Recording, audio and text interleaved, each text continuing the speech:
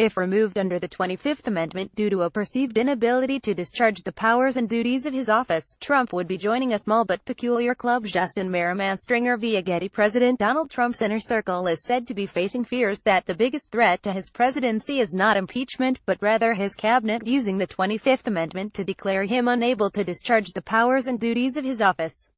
The amendment has been invoked in this way only 3 times before, and coincidentally, each time has involved presidential colognes. The 25th Amendment of the Constitution was passed in 1967 after fears about presidential succession after President John F. Kennedy's assassination. The first 2 sections deal with presidents and vice presidents resigning, dying, or being generally removed from office, and these sections were invoked in order to elevate Gerald R. Ford to the presidency after Richard Nixon resigned in 1974.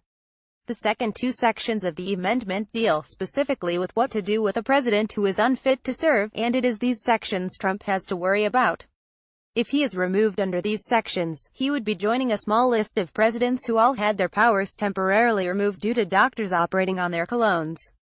The first time this happened was on July 13, 1985, when President Ronald Reagan sent a letter directing then Vice President George H.W. Bush to perform his duties while the president underwent a surgery to remove cancerous polyps from his colon.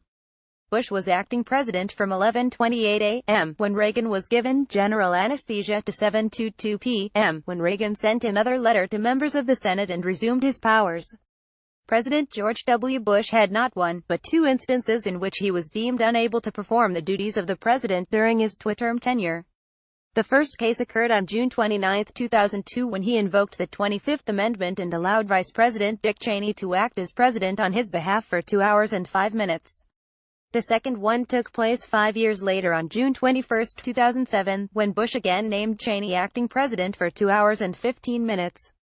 In both cases, Bush, like Reagan, had undergone colon-related procedures, but his were of a much more benign nature. They were routine colonoscopies.